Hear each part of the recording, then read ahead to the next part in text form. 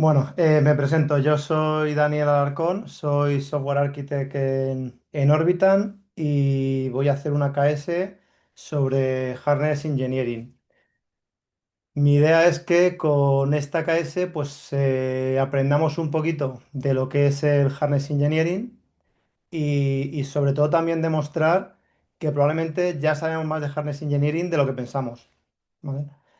He intentado que la presentación no sea muy técnica para que no sea un tostón, pero bueno, dada la naturaleza del tema que trata, pues impepinablemente habrá un componente técnico potente. A ver, sí. Ahí, vale. A ver, ¿por qué me decidí hacer esta KS? Pues sinceramente un poco por rabia, ¿vale? Y me explico. Si sois usuarios habituales de LinkedIn, pues habréis visto que la mayoría del contenido relacionado con IA que te publican es que pues ahora es sencillísimo hacer un proyecto de software, ¿vale? Hoy en día hacer un proyecto de software, pues bueno, son agentes, son skills, son prompts y es todo facilísimo. Y no me refiero al vibe coding, ¿vale? Que yo no quiero criticar el vibe coding, que a mí como herramienta el vibe coding me parece maravilloso. Me parece que ha derribado el muro entre tecnología y negocio. Yo me refiero a que parece que si no haces tu proyecto de software utilizando agentes, utilizando skills y utilizando prompts, parece que ya no hay ingeniería, ya no hace falta, ya no es necesaria. Ya todo va con agentes. Eso por un lado. Y por otro, también otra cosa que me da rabia es lo del harness. ¿Vale? Ha salido mucho el rol de harness engineer. El harness engineer, dices, joder, el tío que hace cosas de IA, que dices, joder, ¿qué hará ese harness engineer que no haga yo, ¿no? Que yo llevo haciendo proyectos de software toda la vida, que tiene ese harness engineer que no tenía yo. Pero claro, es que vas a la definición del harness y es que la definición del harness es que el harness es todo lo que hay alrededor del modelo. Dice, ya, nos ha jodido la ingeniería, ¿no? O sea, al final dices, coño. Entonces, bueno, un poco a raíz de eso, pues yo quería hacer una KS en la que ponga un poco el valor eh, que tiene la ingeniería en los desarrollos de software a día de hoy. Y un ejemplo, por ejemplo, que me parece muy, muy ilustrativo de todo lo que está pasando estos días, es lo mismo que pasó con el cloud hace unos cuantos años ya, ¿vale? Que cuando apareció AWS, joder, ya no iba a hacer falta ingenieros de sistemas ni personas de sistemas para desplegar aplicaciones web ni nada, porque con dos clics lo ibas a hacer todo, ¿vale? Esa era la promesa. Pero a día de hoy creo que poquitas empresas importantes despliegan con dos clics que haga una persona en la consola de Amazon. De hecho, lo que ha pasado es que ha aparecido un conjunto de roles que antes no existían, que son el DevOps, el SRE, el Cloud Architect, el DevSecOps, un montón de errores que antes no existían. Y yo creo, sinceramente, que con todo esto de la IA al final va a acabar pasando lo mismo, ¿vale? Entonces, en resumen, lo que quiero decir con esta pequeña introducción es que yo creo que la ingeniería a día de hoy sigue siendo absolutamente válida y que todos somos más harness engineer de lo que pensamos, ¿vale? Y para demostrar esto, lo que he hecho en mi presentación la he dividido en dos partes. En una parte os voy a comentar con ejemplos, cosas que se denominan del harness, pero que cuando lo veamos que es las mismas cosas que se ha estado haciendo toda la vida, pero con una variación para incluir todos los trade-off que trae la inteligencia artificial de por sí. Y luego otra parte del harness que, pues, oye, es cosa de nuestro oficio, que sí que hay que aprender que antes no estaban. Entonces, bueno, empiezo hablando primero de la parte clásica, que seguro que todos ya conocéis, ¿vale? La primera, el LLM, que es la parte más crítica de cualquier proyecto con inteligencia artificial, obviamente. Por desmitificar un poco todo lo que es un LLM, cuando hablamos de ello, cuando un ingeniero se pone manos a la obra y empieza a integrar en su proyecto un LLM, al final, siendo muy reduccionistas, lo que se acaba encontrando es una API. ¿Vale? Literalmente. Es una API que sí que es cierto que tiene unas limitaciones, unos parámetros, pues que no son los que tenemos habitualmente. Como por ejemplo, es una API muy lenta. Es una API que no tarda milisegundos. Es una API que tú cuando le pides algo, pues tarda segundos probablemente. Y es una cosa con la que hay que jugar. Es una API cara. No es una API que escale metiendo más instancias o metiéndole más capacidad. Al final es una API que el coste te lo va a dar el uso que le des a la propia API. Y sobre todo, más importante, que es una API no determinística. O sea, al final no es una API que yo le diga algo y me vaya a devolver siempre lo mismo. Es una API que, pues según le dé la ventolera, un día te dirá una cosa y otro día te dirá otra. ¿Vale? Y son las nuevas variables con las que tenemos que lidiar, pero que en el fondo es una API. Y por poner un ejemplo, hay un montón de patrones que seguramente que ya todos conocemos, que si los aplicamos a un caso absurdo, ¿vale? Veremos que al final todos esos patrones siguen siendo vigentes y siguen saliendo a la luz. Por ejemplo, imaginaos que yo cojo y diseño un frontend muy básico en el que el LLM, como es una API, pues lo integro directamente contra mi frontend. Y digo, pues no voy a usar un backend, porque ¿para qué? Y además, como es un frontend, pues lo va a usar todo el mundo y no le voy a poner ninguna limitación. Y van a machacar mi API de todas las maneras posibles. Y además, el prompt, como quiero que vaya fino, he hecho un prompt enorme, porque tiene que hacer un montón de cosas. Y además, como hace un montón de cosas para que las haga bien, le meto el modelo más caro, el que más consuma, ¿vale? Y además, si ese modelo falla por lo que sea, pues no pasa nada, que le den al botón otra vez y que vuelvan a ejecutar la misma llamada contra el modelo las veces que haga falta, ¿vale? Y si eso, que es una API, lo pongo de esa manera, sin aplicar un mínimo de criterio, pues lo más probable es que me lleve un susto con la factura, como mínimo. ¿Vale? Entonces, ahí es donde entran en juego cosas que ya sabemos, que son, por ejemplo, pues oye, si la operación es muy larga, métela una cola, métele rate limiting rate limiting para que no te machaquen a peticiones, si la respuesta va a ser muy larga, oye, devuélvetela en streaming, ten por si acaso la posibilidad de enviar la petición a modelos más baratos por si no es necesario utilizar el más caro, etcétera, etcétera. Entonces, como vemos, un ingeniero de harness sabe esto. O sea, lo que salga más allá de eso ya es cuñadismo. O sea, esto es lo que hace un ingeniero de harness. Otra cosa que un ingeniero de harness hace, cost management. Pero esto lo llevamos haciendo toda la vida. O sea, yo no sé si alguien se dedica a poner cosas en producción en la nube sin mirar el panel de costes. Me parece una temeridad. Cuando uno hace una propuesta para un desarrollo de un proyecto de software, lo primero que tiene que decir es qué presupuesto tenemos y, oye, ¿cómo distribuyo mis recursos? ¿Cuál es la diferencia ahora frente a lo que había antes? Pues que a lo mejor tienes que distribuir tus gastos de otra manera. A lo mejor no tienes que hacer un presupuesto por bases de datos, capacidad de cómputo, mensajería, etcétera. A lo mejor tienes que hacer un presupuesto basado en las funcionalidades que quiere implementar tu modelo. Pues a lo mejor o sea, mi modelo, perdón, mi proyecto de software. A lo mejor mi proyecto de software tiene tres agentes y distribuyo software por agentes, porque me apetece. Porque yo sé que uno va a utilizar un modelo más caro, otro uno más barato y otro, pues a lo mejor pues, no me hace falta ni siquiera un modelo y puedo hacer una llamada a la API. Pero ya el enfoque que tienes que darle al presupuesto, pues tiene una variable más, ¿vale? Y tienes que empezar a implementar cosas que antes no se te habían ocurrido. Pues como por ejemplo, oye, mira, si tengo un presupuesto para este modelo y lo sobrepaso o me están haciendo muchas peticiones, pues a lo mejor tengo que meter un switch para que las peticiones vayan de un modelo más caro a uno más barato temporalmente o porque tengo un pico de llamadas o lo que sea. Tienes que empezar a jugar con otras variables.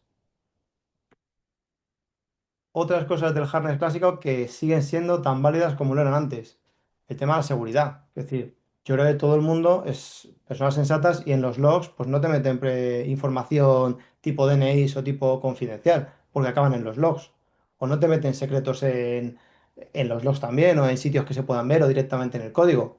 Y seguramente que todos cuando implementamos una aplicación que guarda datos de clientes, pues nos cuidamos de que esos datos de cliente no los recupere otro cliente, que cada cliente tenga el scope únicamente de él mismo. Y esto es exactamente igual de válido para el harness, o sea, para el harness nuevo, para todo el tema de IA. Lo que pasa es que aparecen nuevas cosas, como por ejemplo el prompt injection, que es una cosa que hay que tener en cuenta. ¿Qué es el prompt injection? Pues que en el prompt que le pasan a mi modelo, pues metan instrucciones que no deberían. Pero esto es exactamente lo mismo que pasaba con el SQL injection. A mí cogían en un formulario y me metían una sentencia SQL y como no estuviera preparado para ella, pues me podía hacer un roto. Pues esto pasa exactamente lo mismo o data exfiltration. Tener cuidado de que mediante un prompt, pues a lo mejor no me saquen data que no deberían de sacar. Hay que poner los mecanismos para que eso no pase. Pero los conceptos son exactamente los mismos. El testing, que eso también es una cosa que muchas veces parece que se olvida. Cuando ves LinkedIn, no te lo suelen mencionar a menudo, pero los modelos y todo el desarrollo de software con agentes y demás se pueden testear. El testing sigue siendo igual de vigente, ¿vale? Igual que antes teníamos los test unitarios, los test de integración, que sabíamos que había que ejecutar los tests en los pipelines de integración continua y que había una parte de validación y demás muy fuerte, con los proyectos con inteligencia artificial pasa exactamente lo mismo, solo que el test es diferente. En vez de coger y diseñar un test unitario como estaba definido en el software antiguo, digamos, por decirlo de alguna manera, tú ahora lo que implementas son evals. ¿Y qué son evals? Pues básicamente yo tengo un dataset de input y output que pueden pasar cuando yo se lo paso a mi prompt y otro modelo ejecuta ese prompt y voy puntuando los resultados que me da. Y si la puntuación baja, Pues oye, pues yo ya sé que mi modelo está empezando a funcionar peor con los últimos cambios en el prompt, pero métodos de testing hay para hacer. Y por último, observabilidad. O sea, esto es una cosa también que es que yo, no sé, cuando tú pones un sistema en producción, lo primero que haces es asegurarte que es observable, asegurarte de que sigues viendo lo que pasa por dentro. ¿Vale? Y antes teníamos unas métricas que eran latencia, errores, CPU, memoria, número de peticiones, etcétera, etcétera.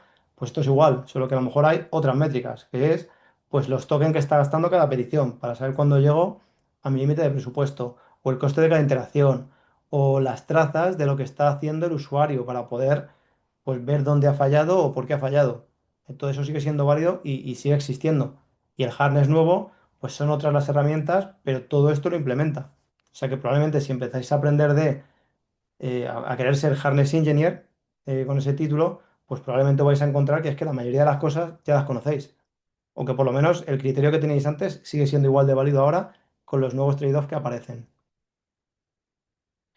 Y luego la parte nueva del harness, que esta es la parte que, como os comento, pues si queréis ser ingenieros de harness, pues sí, va a haber que aprenderla sí o sí, ¿vale? No sé si voy un poco rápido, voy un poco lento, pero bueno, si acabo antes, pues más tiempo para preguntas. El harness nuevo. ¿Qué tenemos que aprender si queremos ser harness engineer a día de hoy? Bueno, pues para que veáis todas las partes y todas las implicaciones a nivel de decisiones que hay que tomar con el harness nuevo, me gusta mucho ilustrarlo con el RAG, ¿vale? El RAG, por si no os suena lo que es, el RAG es el hola mundo de cualquier proyecto de inteligencia artificial dentro de una empresa, ¿vale? Es siempre cómo se entra. ¿Y en qué consiste el RAG? En que yo cojo toda la documentación que tenga esa empresa, documentación o lo que quieran, lo meto en una base de datos vectorial y luego soy capaz de hacer preguntas en lenguaje natural sobre esa documentación. Y puede ser documentación de cualquier tipo, pues desde documentación de procesos y demás a documentación de presupuesto, factura, lo que se nos ocurra, ¿vale? Pero en ese proceso, en esa cosa tan sencilla de hacer preguntas en lenguaje natural, hay una serie de implicaciones y unas decisiones que hay que tomar que son lo que determina que el proyecto funcione bien o funcione como el culo. Y de ellas tenemos la cadena, es la que viene aquí. Tú coges y de la ingestión, desde que te paso los documentos, cómo los troceo, cómo los guardo en la base de datos vectorial, cómo los recupero de la base de datos vectorial, cómo los ordeno para tener las cosas relevantes y cómo se lo paso a ese contexto, a ese prompt final, para que le llegue al LLM y me dé una respuesta con valor, ¿vale? Y si vamos parte a parte, veremos toda la serie de decisiones que al final tenemos que aprender, ¿vale? Y esto era por poner una serie de trade-offs nuevos que aparecen en este harness. Por ejemplo, el tema del chunking. Algo tan sencillo como decir, oye, voy a partir los documentos que tengo del cliente para meterlos en la base de datos. Pues dices, "Bueno, parece muy sencillo, ¿no? Pues lo metes o por hoja o lo metes por cachitos o lo que sea. Pues bueno, hay una serie de formas de hacerlo. Por ejemplo, Fixed Size. Fixed Size es que yo cojo toda la documentación del cliente, la parto en cachitos iguales y digo, y esto a la base de datos.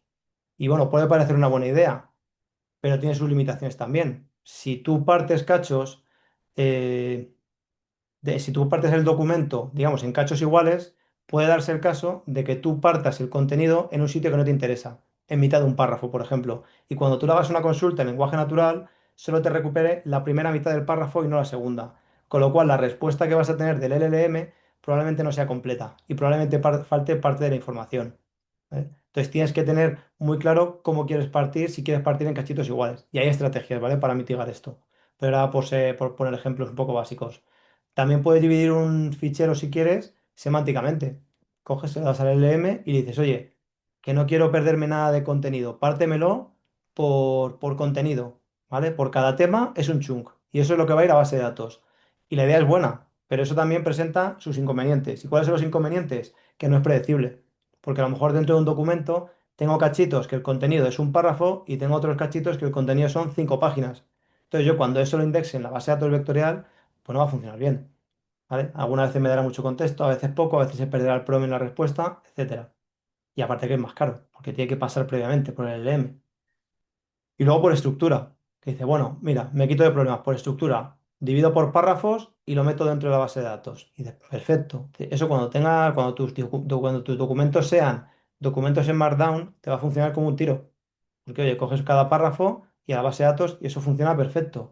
Ahora, y si tienes documentos que no son estructurados, y si tienes tablas, y si tienes cosas diferentes, ¿cómo lo indexas? Entonces, es una buena estrategia, pero que no te vale para todos los casos. Y a todo esto sumarle la variable de que cuanto más pequeños sean los cachos, perfecto, porque cuando hagas la consulta en lenguaje natural va a ir mejor, va a ir seguro al sitio donde tú quieres que te devuelva la respuesta, pero no va a tener contexto suficiente. Y lo mismo la respuesta que te da es un poco vacía. Y al contrario, si los cachos son muy grandes, te está dando demasiado contexto, con lo cual la calidad de la respuesta es probable que se reduzca un poco, porque maneja demasiado contexto para hacer una respuesta fina. Entonces, lo que quiero enseñar con esto es que la simple tontería de dividir un documento en cachitos para indexarlo en base de datos ya tiene un montón de decisiones que no se pueden hacer a las bravas. Que, bueno, por no hablar de esa, para ubicar el bytecoding, esto con bytecoding es difícil sacarlo.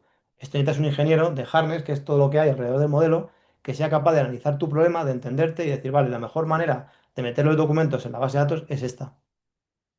Y eso hay que aprender a hacerlo. Y eso tendrá que ser parte de nuestro trabajo el día de mañana, hablar con el cliente y decir, oye, ¿cómo son tus documentos? ¿Cómo quieres recuperarlos?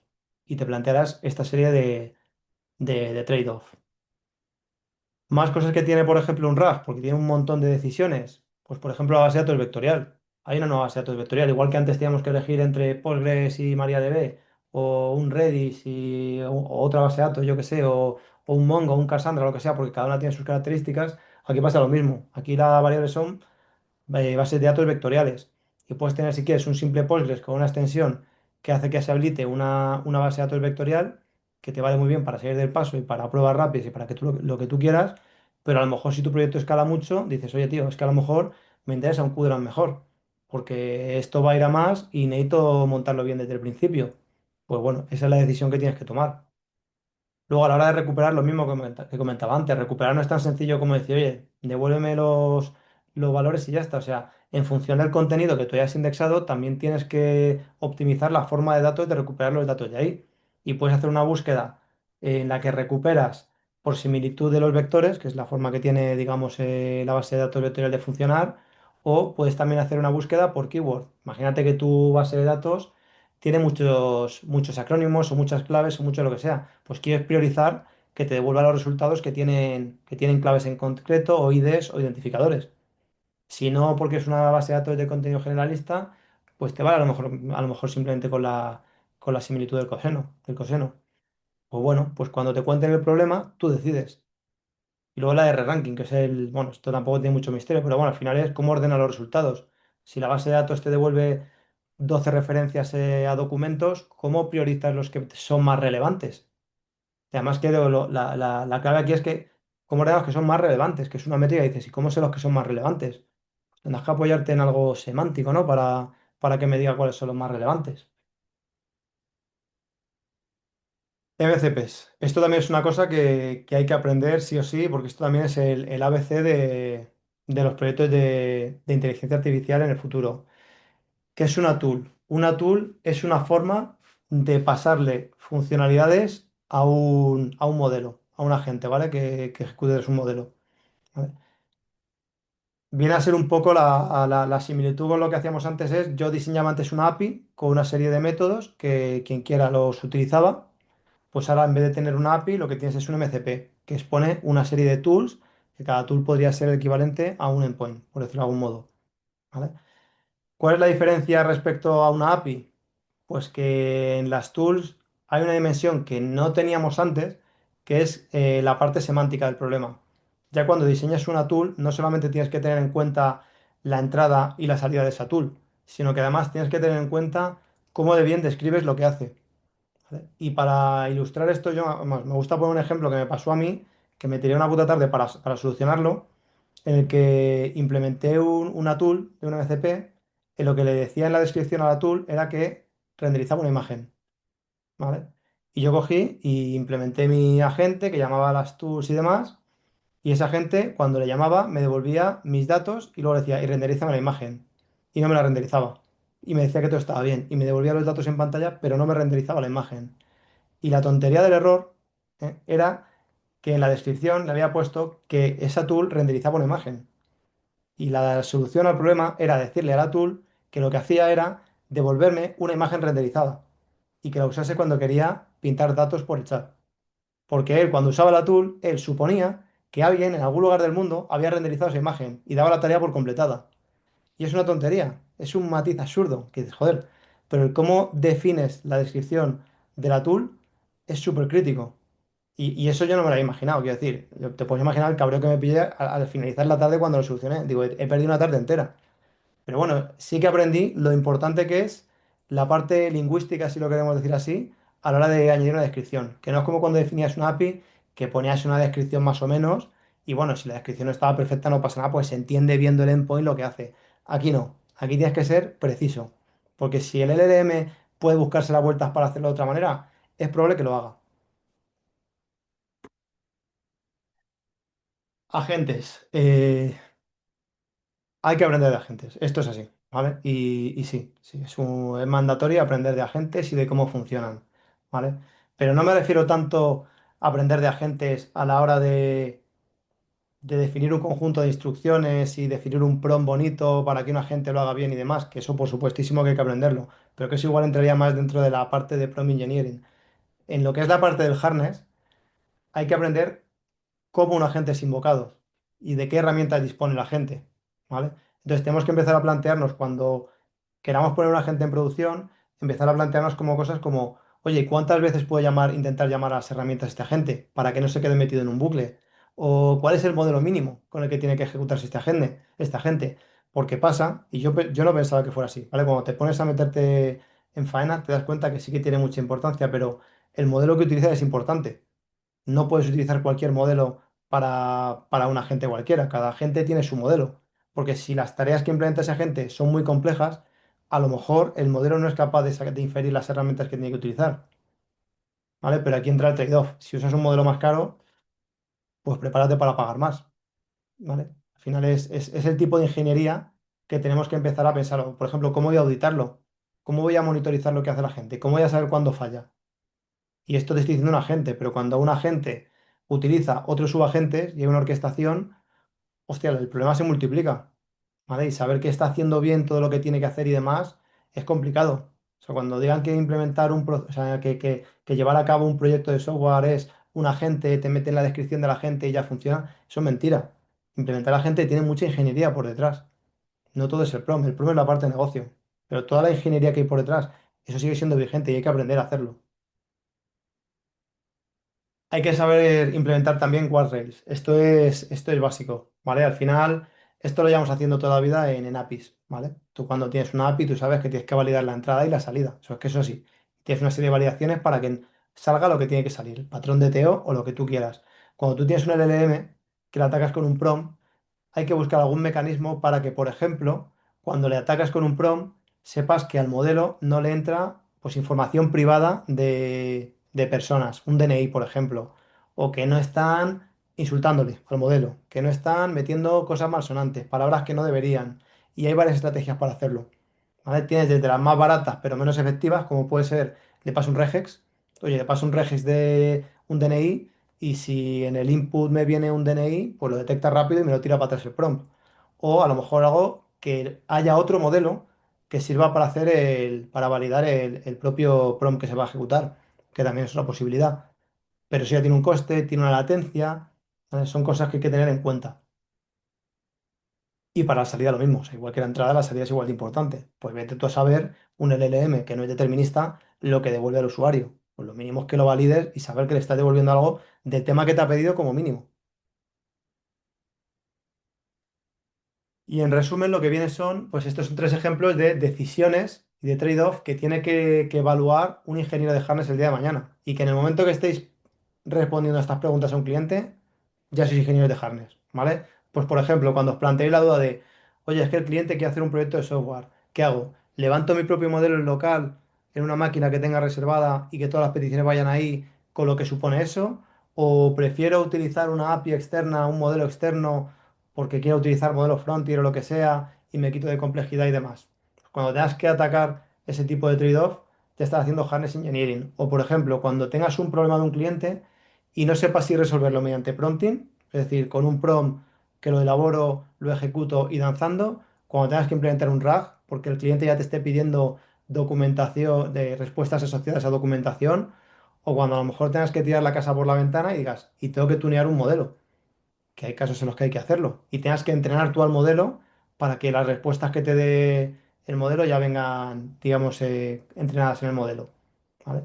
Y sobre todo ya seguro que soy harness engineer si cuando tienes que resolver un problema estoy diciendo, mira, ataco solo un modelo grande que me lo resuelva todo de primeras, o empiezo a plantearme hacer cositas más pequeñas y que cada una tenga una función concreta atacando un modelo más específico para ello.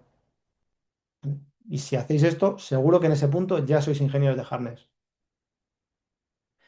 Y la moraleja, ¿no? Por decirlo de alguna manera, o el mensaje final es que no hay que pensar que porque la IA haga el desarrollo de software más accesible ya no hay ingeniería, porque eso es mentira, ¿vale? Lo que pasa es que han surgido nuevos problemas que los ingenieros tenemos que resolver, ¿vale? Y que el vibe coding es una herramienta más para facilitar la comunicación entre negocio y, y tecnología, pero no va a sustituir a un ingeniero, porque si alguien sabe hacer con vibe coding todo lo que hace un ingeniero, no es vibe coder, es un ingeniero, o sea, es que es así. Aprovecho mientras que la gente piensa si va a hacer alguna pregunta o no, a leer algunos comentarios que han dejado en el chat. Dani, decía Julio, entiendo que añadir ejemplos y esquemas de input y output puede ayudar en un caso como el que has compartido sobre MCP Tools. Sí, sí, si en una MCP cuando le añades la descripción le dices cómo la tiene que usar, o incluso en el propio prompt le dices cuándo la tiene que usar, System prompt, algún ejemplo, lo que sea, en plan FuseOS o algo así, sí, ayuda bastante los ejemplos. Sí, añadía a Javier en un comentario, mi experiencia, lo que comenta Dani, entra antes, según la descripción textual, lenguaje natural, decide qué ejecutar, próximo paso, etcétera. Los ejemplos y esquemas, diríamos que los que va a leer o comprobar en segunda instancia y no siempre necesariamente. Además, hay otro tema, cada modelo, según la descripción, decide si ejecutar o no un NCP y cuándo ejecutarlo. Sí, sí, el modelo es clave. O sea, hay modelos que aunque sea evidente que tiene que usar una tool, ves que no la usa. Y lo intentas de una y otra y ves que no llama a la tool y dices, tío, sí es evidente. Y el modelo es súper importante. Yo pensaba que no, ¿eh? Yo era de los que decía, no, si con un buen prompt esto ya es independiente el modelo, pero no, no. Es bastante importante el modelo. Y lo de los ejemplos es que depende del caso. Es que le digo, es que tampoco te puedo dar una regla porque hay casos que con un prompt es bastante claro lo que tiene que hacer y tira para adelante. Pero a lo mejor hay otros casos en los que meterle una serie de ejemplos de casos límite ayuda muchísimo al LM y mejora mucho la calidad. Pues es que depende del problema. Esto es como por lo de siempre. ¿Cuál es la respuesta? Depende. De hecho, pedí a Julio que se podía compartir ejemplos de productos comerciales y open source de Harness Engineering. ¿O cuál es hoy el estándar de facto en tu opinión? Yo creo que estándar de facto no hay ninguno. O sea, es que esto, no, te digo el Es que en estándar de este hoy, punto, mañana será otro. ¿Vale? Herramientas, yo qué sé, herramientas que estemos utilizando ahora, pues mira, aquí algunas. Langfuse la estamos empleando ahora para monitorizar agentes. Luego tienes plataformas que lo tienen todo más completo, pues estábamos viendo también Mastra, que es una herramienta en la que puedes definir agentes y bueno, tiene todo el set de harness incluido para levantar agentes, workflows, definir tools, definir la monitorización también te la da, la observabilidad, etcétera. Luego, yo qué sé, Grafana, por ejemplo, yo lo considero harness y no es de esto, pero es que un Grafana también te da harness de inteligencia artificial para monitorizar. apuntaba Wilber en el chat, Anything LM puede ser también una herramienta En de la ICLM que te estás monta ya lo que comentando. es todo el chat, digamos. En vez de coger y implementarte tú un chat en el que tengas que gestionar el streaming, la llamadas al MCP, toda esa complejidad, ya hay piezas, digamos, open source ya hechas que te levantan el chat con todo ya preparado simplemente para enchufarle el LLM. Ujú. Dice por aquí César que vamos, que Harness Engineering es software engineering de toda la vida. Sí, sí, sí, ha puesto otro nombre y ya está. Dice por aquí Javier que Phoenix Arise también es una herramienta de observabilidad open source muy interesante. ¿Cuál? ¿Cómo se llama? Eh, Phoenix Arise o Arice o no sé muy bien cómo se pronunciará. Arice con Z. No me la apunto, pues es que hasta el final ya te digo que cada día sale una nueva. O sea que al final, hasta que haya una que más o menos se imponga sobre las otras. Era levantar la mano. Pues dale, Fer.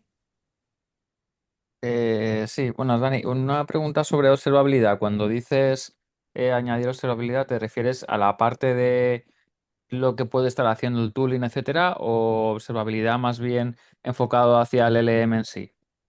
O sea, qué tipo de modelo está utilizando, cómo lo está utilizando, tokens, etcétera, para luego analizar esos consumos que estás haciendo y si realmente estás siendo óptimos, etcétera.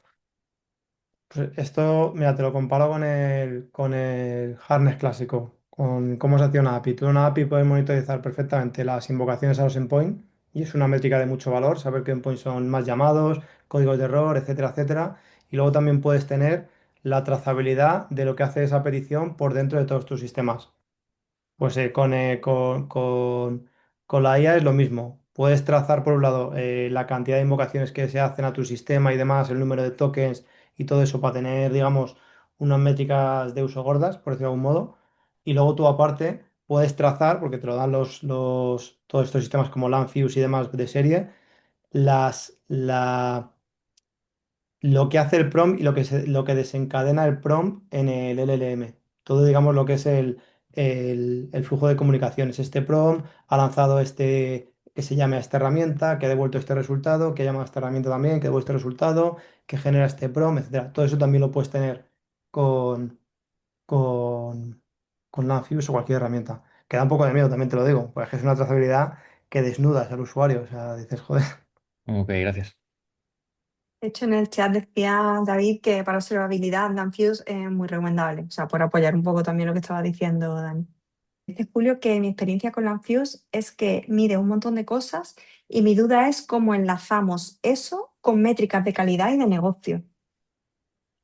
Hombre, yo lo enlazaría directamente la de token y todo eso con un presupuesto, siempre de negocio o presupuesto, o sea, de coste. Y luego las otras, pues ya tienes que apoyarte también en otro tipo de indicadores que se apoyen, yo que sé, en la herramienta desde las que estás invocando tu sistema de éxito en la operación. Entonces, igual que un funnel de una aplicación web, de oye, mira, pues si el usuario entra por aquí y mi objetivo es que al final acabe comprando un producto, pues mido desde la primera búsqueda hasta cuando hace checkout en el carrito. Pues tienes que implementar tus propias métricas igual en tu sistema. Oye, pues si tu sistema es un chat o lo que sea, pues cuando el usuario termine su conversación, pues que recibas una respuesta de guay, me ha resuelto el problema.